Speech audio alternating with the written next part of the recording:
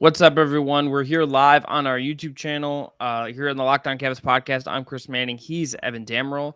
We're talking Cavs after they win 113 to 110 in Charlotte to wrap up their 5-game road trip with a 3-2 record. They are 4-4 on the season. They're still a young season, but I think better than anyone sort of expected. A gutsy win for the Cavs, honestly, withstanding a late second half charge from the Charlotte Hornets to win this one.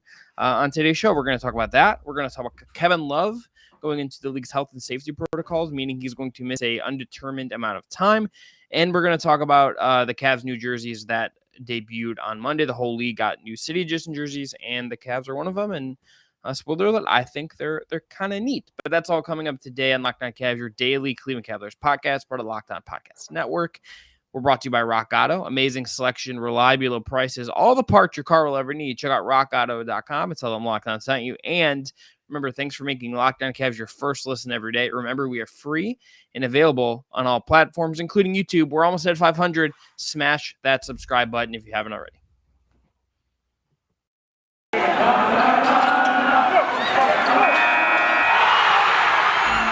You are Locked On Cavs, your daily Cleveland Cavaliers podcast. Part of the Locked On Podcast Network, your team every day.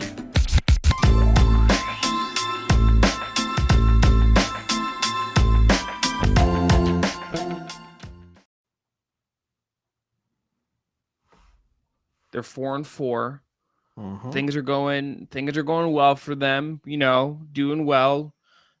Cavs win this game 113 to 110.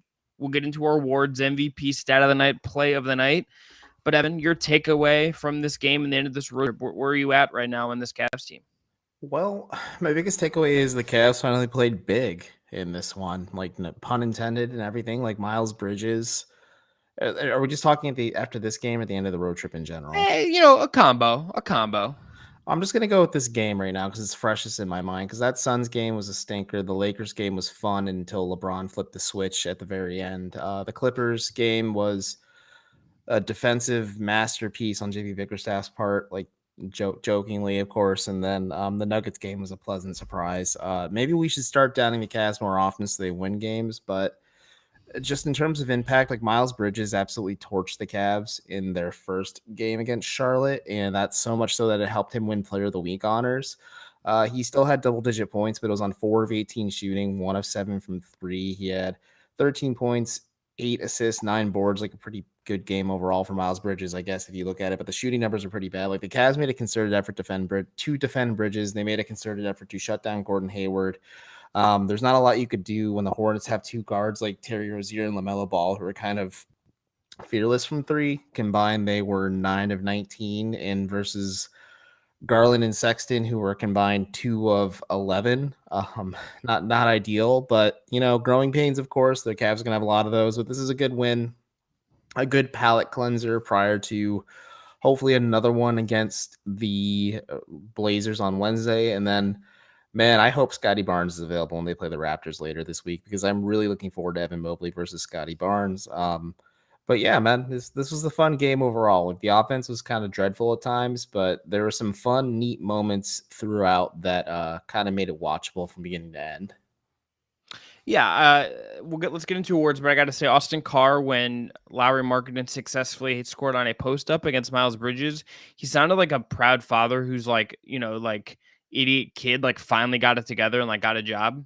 Really big moment for Austin Carr when Lauri Markkanen scored in the post, and he was just so happy. So I'm really happy for Austin Carr in that moment. I truly Austin sometimes can go off the rails. I find him delightful when he's just like, you can tell he's annoyed with someone, and then he can't obviously Bally is a very pro team broadcast. It's just how it's oriented. And Austin, when he gets to sneak in that little bit of stuff, it's some of the very best Austin Carr. But again, Cavs win 113 to 110.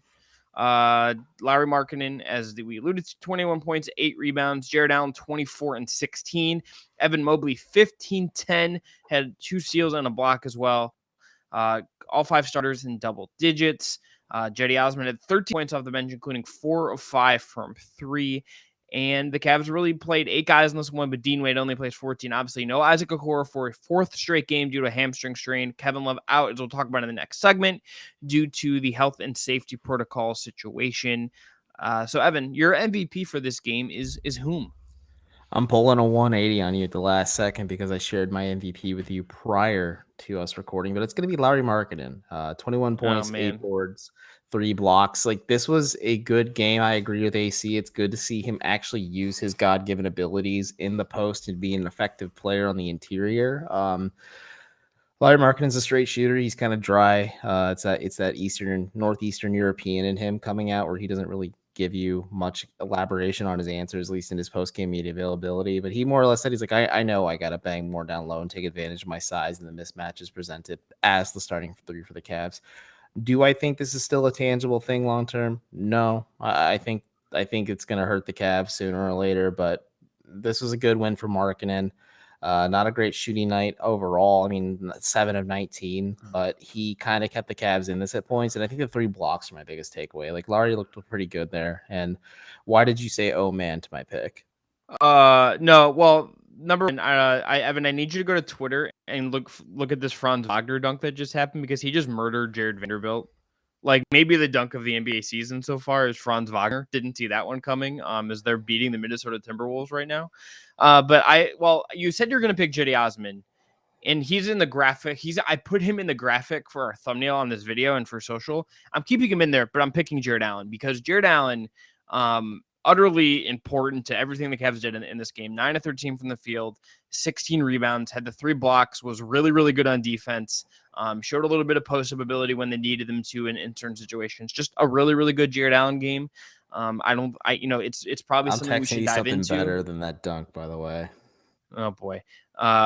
We should definitely dive into at some point how the Mobley Allen. No, I don't even want to know what this is. The Mobley Allen duo and partnership and how good it's been to start the year. And look at some of the numbers of it and stuff as well. But Evans, play of the night. I'm gonna get Cedi Osman looped in here because fourth quarter, Darius Garland, later in the shot clock, they're trying to figure some stuff out. In a game where he didn't shoot well, and I kind of wanted him to actually be more aggressive at certain points. But at one point, he late in the shot clock, they kind of just need to get a good shot. Dunk. It's incredible, right? Unbelievable stuff.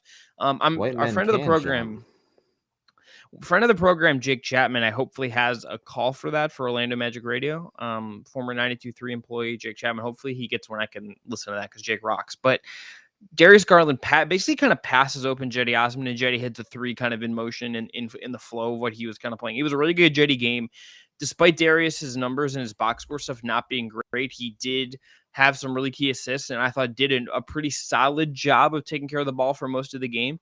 But this pass was just like he made the defender kind of react to him, and he passed the ball to where Cedi was going to be, and Cedi hit it in stride. Just a really good pass from Darius, and it got the Cavs a bucket at a moment they needed it. Hey, man, Cedi Osman looks really good so far. I think you, Dave Zavak, and Carter Rodriguez, who I sent you that picture of because it's a striking Photoshop that I saw. It made me laugh quite a bit. But yeah, that's how I felt seeing it. You guys are the Cedi Osman truthers here. I was kind of all the way out on Cedi. I was just had low expectations, but so far it's been a fun experience for him. So to see him kind of put together meaningful stretches of basketball on a night-to-night basis instead of it being those peaks and valleys, if you're a regular listener, you know that I talk about when it comes to him playing on the court. So if he finds a consistent niche role for this Cavs team as a shooter, he's still going to be a mess defensively. If he provides a little bit of playmaking, some energy off the bench, like that's a win for the Cavs. Like, you have a rotational piece, especially when I know some folks on Cavs Twitter are like, well, Kevin Love being out's not that big a loss. I mean, in terms of talent, you look at Dean Wade and Lamar Stevens, like there's a huge drop off from Isaac Okoro and Kevin Love to Dean Wade and Lamar Stevens. We will talk about it, but JB Bickerstaff like contracting the rotation back to 8 guys at when 2 key guys are out is just like, oh, buddy, that tells me what you think of some of these guys and how Lamar in particular played over the weekend. I mean, Dean Wade didn't really play anything meaningful. I mean, he had 2 He points had that and nice 4 little, rebounds. he had that nice little cut from the corner. But anyway, Evan, Yeah. we're running. Yeah. We're running for time. But my play of the night pick is Colin was driving to the basket, and friend of the pod, more so your friend Jordan Zerm, pointed out like it is frustrating to watch Colin sometimes get lost in the trees and just kind of lose direction on what he should be doing when he's driving to the basket. He made a really smart play. He kicked it right out to Ricky Rubio, and he Rubio hit a 3. And like I'm like, okay, yeah, no, I need to see Colin make more passes like this going forward. so that I can kind of stop bitch and moan about some of his possessions. And I'm not going to be one of those people who like analyze his touches every single game and say it's a problem, because Colin's helping this Cavs team win by touching the ball less. Put on that tinfoil hat, Evan. Yep. That's a waste of tinfoil. Tinfoil is expensive, dude. But Chris, did you give your MVP pick, or did we just jump to play of the night? No, Jared Allen. It's Franz Wagner's fault. But let's go to stat of the night. Here's mine. Sure. I don't know if you could have told me at the beginning of the year that the Cavs would have had a game where Sexton and Garland were combined 10 of 30 from the field and 2 of 11 from 3, and they would have won a game. I don't know if I would have believed that. And it happened. And, I thought Colin had that the maybe the best assist I've ever seen him make in this game. He played some better defense. I thought this was one of the better defensive Garland games we've seen. I thought he played some really good off-ball defense in this one in particular. They did enough to on that one. He did. Look, sometimes I ask questions and sometimes I don't. I did say coach, and I'm not happy with myself. I give myself a C because I said I called him coach, and I hate that. But Garland and Sexton, 10 of 30 from the field, 2 of 11 from 3, and the Cavs won. That's if you can win a game where that happens, that you take that if you're the Cavs. Oh, you absolutely do. And I'm going to pull up his actual numbers on the year. Nope, don't have regular access to them. But I think Jared Allen, like my stat of the night is the fact that he only missed 4 buckets at one point in the game. I think he was 10 of 11 from the floor. He missed a couple towards the end of the game, but he finished the night 9 of 13, 24 points, 16 boards. Like you said, he is your MVP pick. I think he's the overall MVP. He's just so dang good tonight. Yeah, he was the reason why the Cavs were big in the interior and kind of taking advantage of the Hornets playing so small. But I just think the fact that Jared Allen is so GD accurate with the ball in his hands is just really refreshing. I mean, shouts to former Cleveland Cavalier Andre Drummond for almost posting a triple-double tonight with the 76ers. But it is night and day. I go back to that Rick and Morty tweet I made where Morty discovers what true level is. And then that's like when Cavs fans experience Jared Allen and have to go back to Andre Drummond the following night. It is night and day to see an effective and efficient center who is pretty low impact in terms of offensive touches, but like can contribute in so many ways on the offensive side of the ball. Yeah. All right, we're going to take a break, come back, talk about Kevin Love. But again, the Cavs win 113-110, go to 3-2 on the road trip. Did that without Kevin Love, who, again, we're going to talk about after the break as he's now in the league's health and safety protocols. But first, got to tell everyone about our friends at PrizePicks. PrizePicks, Evan, has the best daily fantasy out there on the big old market out there. And look, they have a ton of stuff. They offer more NBA props than any other DFS prop operator, and they offer all of the superstar players as well as bench players, only recording a handful of minutes each games. You can just pick 2 to 5 players and an over-under on their projections. You can win up to 10 times in any entry, and it is just you versus those projected numbers. All users that deposit and use the promo code NBA receive a 100% instant deposit match up to $100. And look, PrizePicks also allows mixed sports entries. So you could take the over on LeBron, then take the under on Mahomes in the same entry. So use the award-winning app on both the App Store and Google Play for Android users out there. Entries can be made in 30 seconds or less. It's that easy. PrizePicks is safe and offers fast withdrawals. Don't hesitate. Check out PrizePicks.com and use promo code NBA, or go to your App Store and download the app today. PrizePicks is daily fantasy made easy. Okay, Evan, Kevin Love out. Not a whole lot to say about this, man. Well, let's in case people haven't heard yet for whatever reason, which just let's go through the who, what, when, their why. Kevin Love enters the league health and safety protocols, first reported by the Athletic Shams Charania on Monday. Don't really have a lot of information other than that about that. We don't know what the incident that caused this was. Was someone he around had COVID? It doesn't seem like anyone else on the team is involved with this. It was Vestry. It was Vestry. Several games means probably more than 2. JB Bickerstaff was asked about this pregame. He said he does not know how many games Kevin is going to miss. We'll see where this goes. Kevin Love is going to be out. You said 7 games probably means more than 2, and I really wanted to say, yeah, no shit, that's basic math right there. Okay, several games means more than 2. It is late, and my brain is going. But Kevin Love, we don't know when he's going to be back. Very little information on that. Just for those wondering, and I saw some people tweeting about this, so let's just address it. I'm 99.9%. I'm not 100% sure that he is vaccinated. Kobe Altman had said in media day that the whole team was going to be vaccinated within several weeks. I think there was only one player at that time that wasn't, and it wasn't Kevin Love. So this can happen. Obviously, you can get vaccinated. You can still have a breakthrough case. It lessens your symptoms, blah, blah, blah, all that stuff. You can go to the CDC for that. Please go get vaccinated. But this is not, locked on. Oh, anyway. I'm gonna mute myself for a second and reboot. Evan, you talk for a minute, please.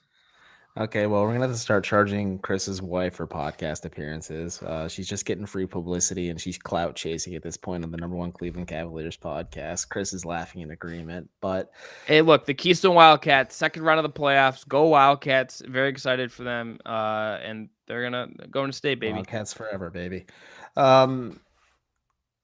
I think it's kind of reckless for us to speculate on whether or not he's. I mean, I tweeted saying like Kobe Altman made it pretty clear like the team was in the process of being fully vaccinated back in September, and I would think it's safe to assume there's maybe one or two players that weren't vaccinated at that point, and the Cavs are going to take care of it sooner instead of later because JB and Kobe made it pretty clear that it is a competitive disadvantage on a night-to-night basis to have every player not be vaccinated, because if you expose a player to COVID or if you expose multiple players to COVID, you're out for a hell of a lot longer if you're not vaccinated. And you also run the risks of not being able to play in San Francisco or New York. And the Cavs had to play in New York several times this year because of both Brooklyn and the Knicks. So it's just kind of weird to think about. I guess like you can't outright ask Kevin like, hey, are you vaccinated? Because at the same, like you're gonna get that's none of your business. I think JV's using coach speak because I don't think he wants to put a firm timeline on Kevin, or like if he says like, oh, it's gonna be 2 weeks worth of games, everyone's gonna be like, oh, he's not vaccinated, or he's like, oh, it could be a game or two, and then everyone's like, oh, he is vaccinated. So it's hard to say. I don't really know what the NBA's rules are. I think he has to show multiple negative tests before he's allowed to come back. So more than likely he tested positive, was exposed to somebody who tested positive, something like that. The NBA is kind of cryptic on this because they are protecting the players as they should. I just think in terms of, but so is it a HIPAA violation? By the way, we probably, I mean, we can't ask. It's not a HIPAA violation, just to be explicit about that. Like, we can't ask. No, it's not a HIPAA. Yeah, I'm just saying because people will be like, oh, you shouldn't ask at all. Chris Fedor of Cleveland.com did report that he said a source said Kevin Love is vaccinated, and my understanding is I believe Kevin was among the players who was vaccinated when they did that run through with the one-shot Johnson & Johnson last March when it became available to them, and JB was one of the people who got the 2-dose because just how it worked out, I guess. But yeah, the thing that I think is probably just more interesting about this is just the fact that we saw what we'll see what this looks like Wednesday, and we'll see when Isaac comes back and all of that. But like JB just was like, I'm gonna contract the rotation. Yeah, I'm gonna like basically play like 7 guys, and Dean Wade's gonna make like a 14-minute cameo. I'm not gonna play Lamar. I'm not gonna play Dylan Windler, and we're just gonna go with the 7 guys that I kind of trust, plus with like a splash of. I mean, Evan Mobley played 40 minutes against the Charlotte Hornets. Yeah, I thought at first you were just gonna say Evan played 40 minutes. I really like this bit because which is more than 47. Yeah, yes, it is. Thank you. Carter Rodriguez was tweeting like Evan did this, Evan did that, and he's like, it's really impressive. I'm like, thanks, man. I'm trying my best. But yeah, it really does speak volumes, I think, on the depth situation for the Cavs. Like Denzel Valentine, Dylan Windler didn't even crack the rotation, and the Cavs really need some help on the wing, and especially in terms of shooting too. I guess like you hope Dean Wade can provide it. I think JB is going to try and grind out a lot of these games with their bench players. We got a question from Tate Boys, which I think we could ask. We could kind of answer this to wrap this up. Were you guys surprised JB was putting Jetty in the defense in on defense down the stretch? Like somewhat, but also what else are you gonna do too? Like you didn't play Lamar Stevens at all to that point at that night. Like you're not gonna just have him come immediately off the bench and say, all right, Lamar, we need you to go to defend LaMelo Ball or Terry Rozier. Like you kind of roll with who's been hot and who's been working that night. And I think JB's that kind of coach where he has a good feel for the pulse of this team.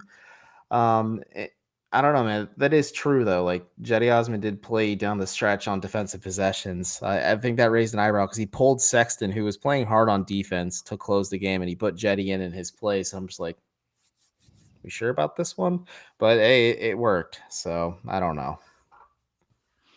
Yeah, I think it's just the shooting. I think it was just like we need like the Cavs are offensively that there's a little more cutting than I think I give them credit for sometimes. Like you're seeing Sexton cut, you're seeing Garland kind of do some run through, but they're not a team that does a lot off ball. And sometimes I think it's just like Jetty is able to shoot threes and is willing to take them. And it's like if we're gonna run one action and then like need someone to maybe take a shot off of that said action, Jetty can do that. And I think that's how you kind of get there. And he shot well tonight. I mean, he shot better than Rubio. Yeah. He shot better than Sexton. He shot better than Garland. Like JB has shown a Dude, willingness it's to ride wild. that hot hand. Ricky Rubio had such a bad night offensively, but he led the team in plus minus at plus 23. He is like impactful even when he like plays bad, and I think we can like overhype some of that to some degree, but I think he's setting and no one probes the defense like Ricky Rubio. All right, so we are going to take a break here. Pay some more bills. If anyone is throwing questions there, we are not going to do trade deadline target stuff tonight. That is too early for us to do that. We're going to talk about the new jerseys after the break. So if you have a jersey question, ask that. I don't want to talk about trades right now. Let's just like embrace this, people in the chat. But Evan, what ad do we have first? We have Shopify, and it's you. Okay, so look.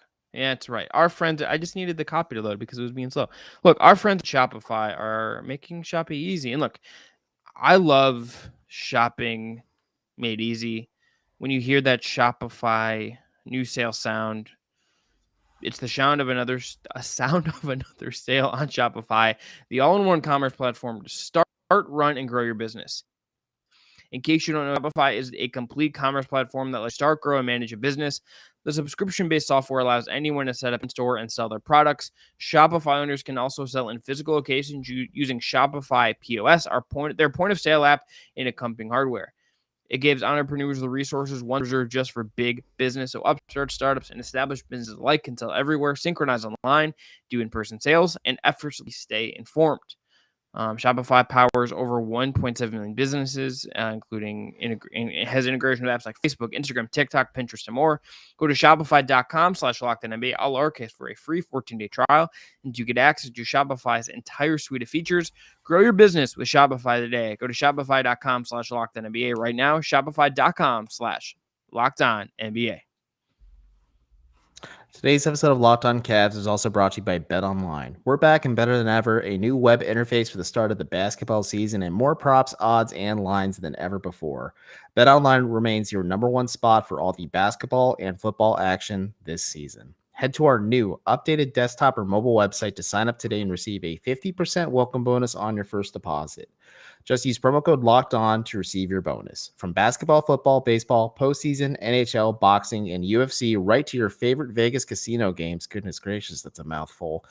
Do not wait to take advantage of all the amazing offers available for the 2021 season. BetOnline is the fastest and easiest way to bet on all of your favorite sports. BetOnline, where the game starts. All right, Evan. Cavs new jerseys. I like them. So I will pull. You talk about them first. I'm going to see if I can throw up an image on here quickly as we're going here. So you talk about them. Why do you like them? Why are you a fan? So I can understand why fans might be a little underwhelmed, but I am a sucker for the candy cane stripes that the Cavs use. I think that's an underutilized design element of theirs. I read somewhere, I forget where I read it. They should have flip-flopped it and had the swashbuckling Cavalier be the belt logo, I guess you want to call it that, or the center of the short logo, and have the Cavs logo with the basket V with the swish line from the 90s logo. Let that be the chest logo. I think that would have been a really nice touch. I mean, they're the wine and golders, like that. That's how I just associate with the Cavs. I think they got the color scheme right. It's not like a weird Frankenstein jersey like it was for their 50th anniversary jerseys. It was like a mishmash of so many different elements that just kind of felt like they were clashing just because like the colors and everything else too. And then I like that the teams that have won a championship, there's some type of homage to that. Like for the Heat, I know they have their 3 championship years on the, I guess, belt buckle again, or it's hard for the Celtics when they've won 17 of them, and it's also hard for the Lakers when they've won a gazillion of them as well. But for the Cavs, it's a nice touch. It's a nice touch for the court too. They have it on the right below center court, and it's on the right above the jock tag for the Cavs uniforms. It has 2 white dots to show the Warriors took a 2-0 lead, then 1 yellow dot, then another white dot to show the 3-1 lead the Warriors have, and then 3 consecutive yellow dots to show the Cavs won the championship with the 2016 tag underneath. It's all nice. It's all sharp stuff. I think the real cherry on top for me with these, it'd be really cool for the Cavs to send out like personalized jerseys with each player's number for the team that was meaningful for that 2016 title squad. So like Tristan, LeBron, Kyrie, JR, Kevin will obviously still on the team. Delly over in Australia. You have like Champ, you have Channing, you have RJ, you have all these key players who are part of this team winning a championship. Mozgov and everybody else too. Like everybody should get one of these jerseys. I think it's a good way to like kind of get back in the good graces of some of these players. I think they're on better terms with JR. I think Kyrie kind of smoothed things over last year after he got cooked by Colin and was still all positivity about it afterwards.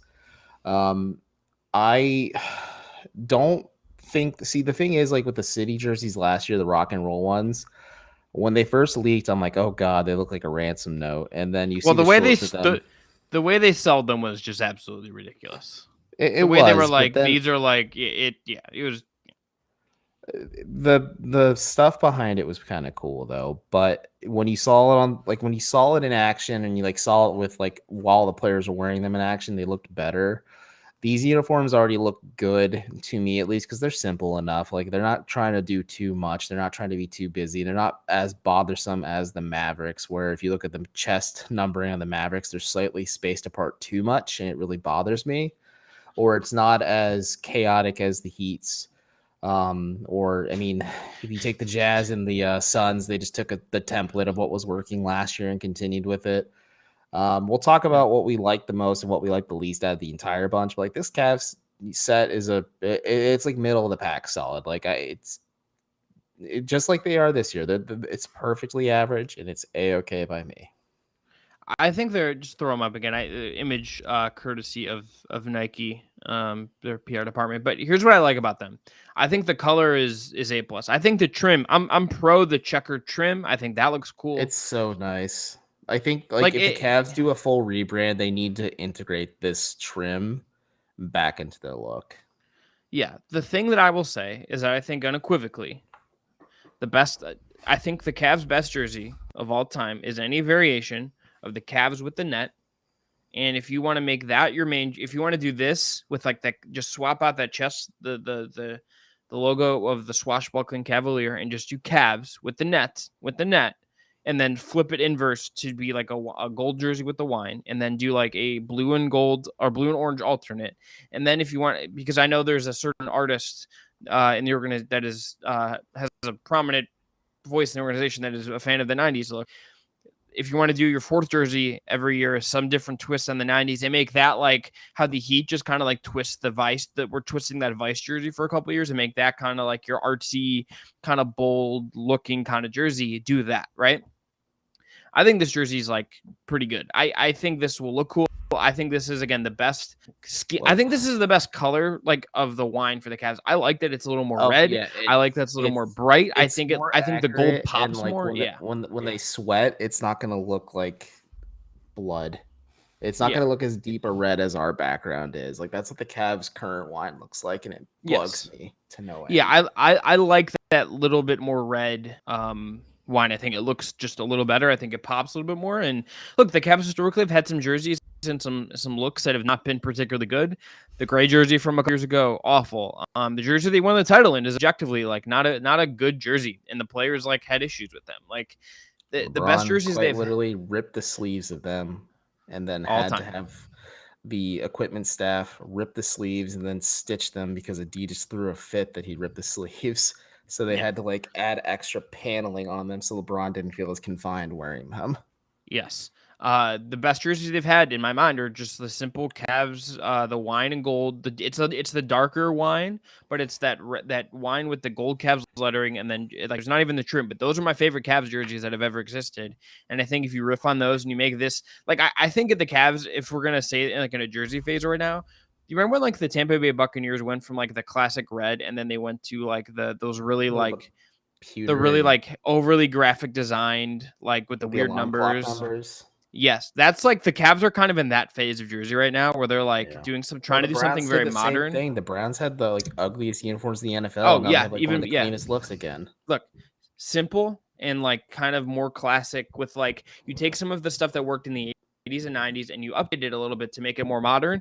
That's your path to successful jersey in my mind. Let's do that. Evan, we're running out of time, but I want to ask you, is there one or two that you want to say are your favorite of the other jerseys? Oh, I can give you my quick top 5 real quick. Number Okay. one for I will me. come up with mine as you're talking. So vamp. My number one, please. I really love the San Antonio Spurs Fiesta ones. I think they're a little out there, but I think the ABA throwbacks are cool on that one. I really like the Buck City edition. I think them incorporating all the eras at once and then including the purple is really neat. I really like the Timberwolves one. I think the Timberwolves should make that their primary look going forward. I really like the Hornets one, because I'm a sucker for that look to begin with. And I love the Nets one so much because that like New Jersey Nets styling, like somebody did a rebranding of the Nets that just kind of incorporated that look together. They made the primary colors like black, red, and white, and then like navy as like this is their alternate. Like I love that one. And then honorable mention to the Clippers one. I like that too because powder blue is an underrated color for jerseys. And the Pistons one's pretty neat too. It's not teal enough, but it is what it is.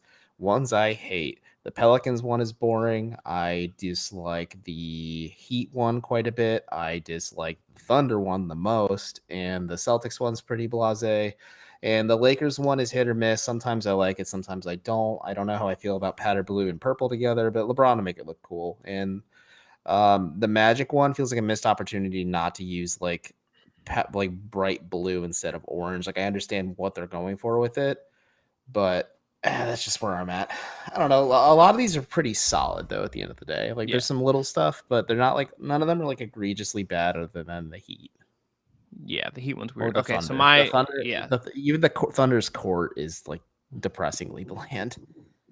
Yeah, it's just very white. And Oklahoma City is a bizarre city that deserves like bizarre jerseys. Okay. My top 5 in no order.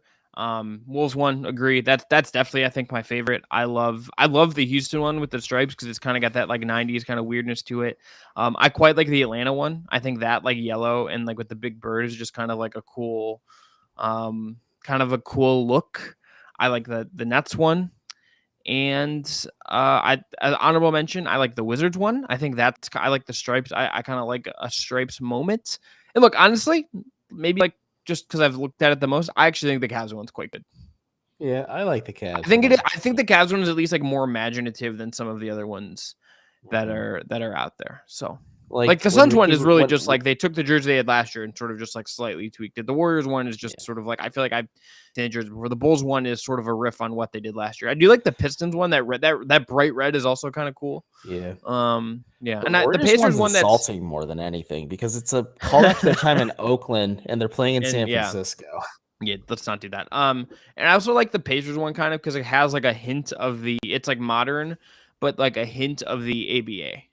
And I like the FloJo look from the Pacers, but I'm also biased, and I think the Pacers have like one of the best uniform kits in basketball right now because the Raptors used to have that, then they ruined it, but the Bucks are still up there. But the Warriors, with the Warriors went from copper plate to Arial for their font, and it looks awful.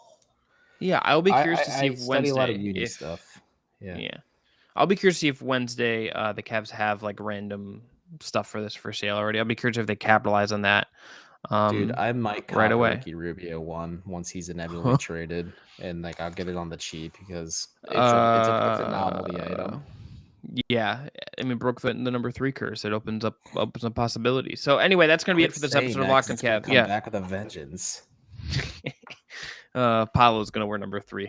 Anyway, that's going to be it for this episode of Locked on Cavs. I'm Chris Manning. He's Evan Dammerall. Again, we're 5 days a week on YouTube and wherever you listen to your podcast. Please subscribe, rate, review. If you're listening in audio form on Tuesday, if you're on YouTube, hit that subscribe button. We are so close to 500. Get us to 500, and then we can you can make some burners, get some friends, and get us to 1,000 as quick as you possibly can. Until next time, it's been Locked on Cavs. Have a good one.